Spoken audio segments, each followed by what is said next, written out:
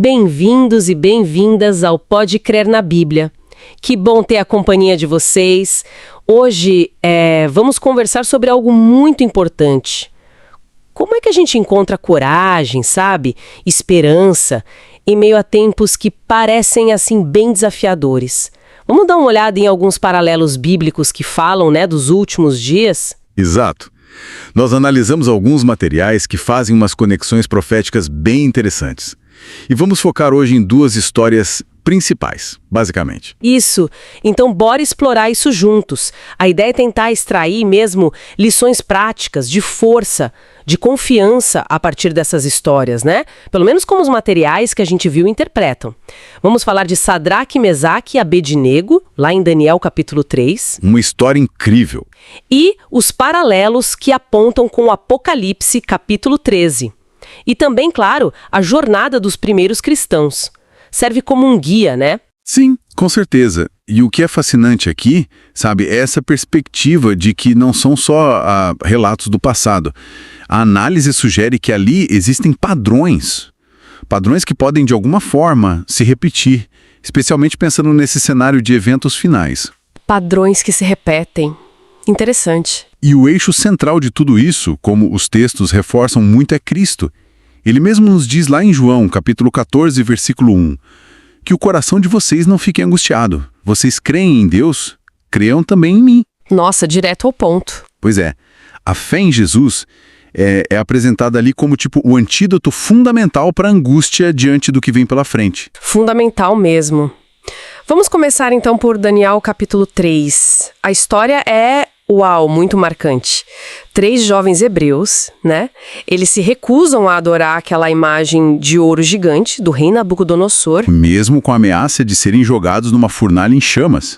Uma pressão enorme. Exato. E a análise que a gente tem aqui faz uma ponte bem clara entre essa coerção lá em Daniel. A imposição da adoração. Isso. E a adoração que é exigida pela figura da besta e sua imagem lá em Apocalipse capítulo 13.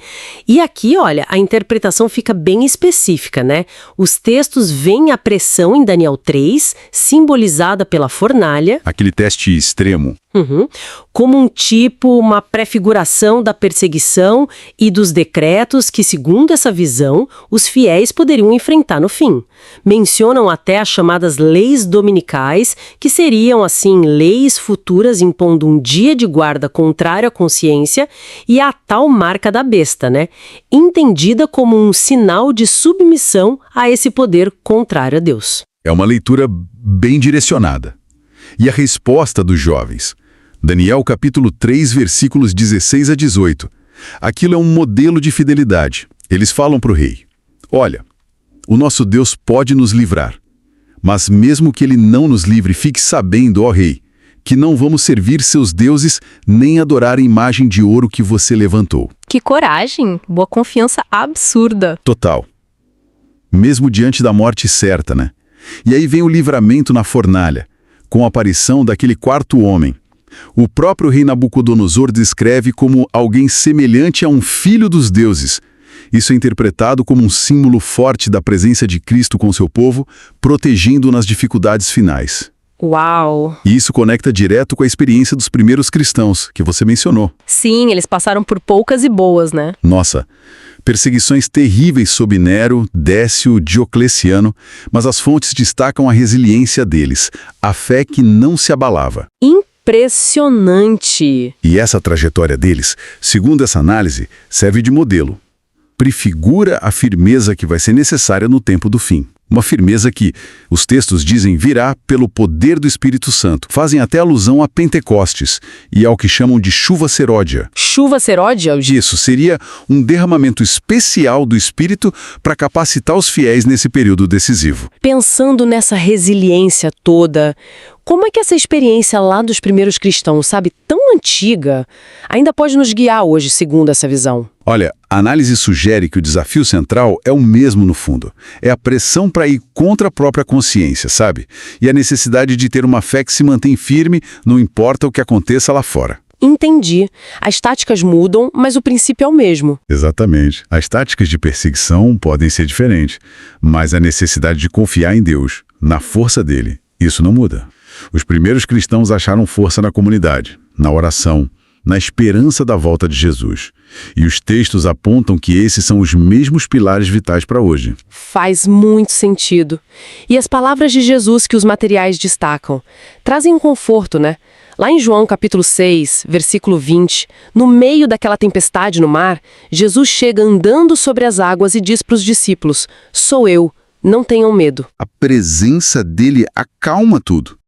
Pois é, e depois em Lucas, capítulo 24, versículo 38, quando ele aparece ressuscitado, todo mundo assustado, ele pergunta: "Por que vocês estão perturbados e por que sobem dúvidas ao coração?" É um chamado à confiança nas promessas dele, né? Não nas nossas dúvidas. Exato. E voltamos para João, capítulo 14, versículo 1.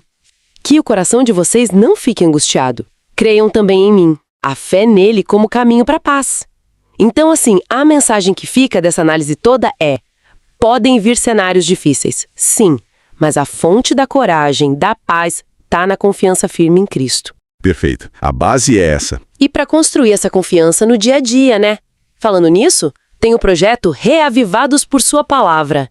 É uma ótima iniciativa. Excelente projeto. Incentiva a leitura de um capítulo da Bíblia por dia. Ajuda muito a fortalecer essa conexão. Hoje, por exemplo, a leitura é Êxodo capítulo 9. Quem for ler, olha, prepare-se. Vai ver o poder de Deus agindo de um jeito impressionante no Egito. O que acontece lá em Êxodo 9? É a praga da saraiva. Uma chuva de pedras misturada com fogo, algo que nunca tinha acontecido no Egito. Atinge pessoas, animais, plantações. É um lembrete bem forte da soberania de Deus, sabe? Nossa, impactante mesmo. Uma ótima sugestão de leitura. Então, para resumir, né? Essas histórias, Daniel 3, primeiros cristãos, como a gente viu aqui nessa perspectiva, elas são como bússolas, guias de esperança, não para gerar medo. Exato, esperança. Elas apontam que a fidelidade a Deus e a confiança em Cristo são as chaves para a gente atravessar qualquer tempestade. E fica uma reflexão final, talvez, pensando nesses paralelos sobre pressão para adorar do jeito certo.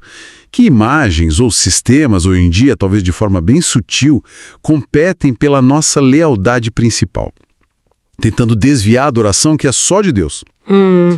Uma pergunta excelente para a gente pensar durante a semana.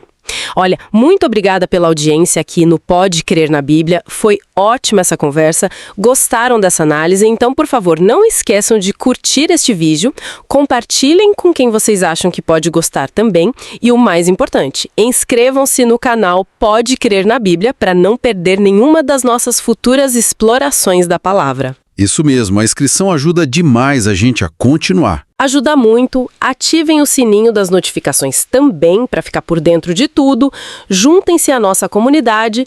Muito obrigada e até a próxima.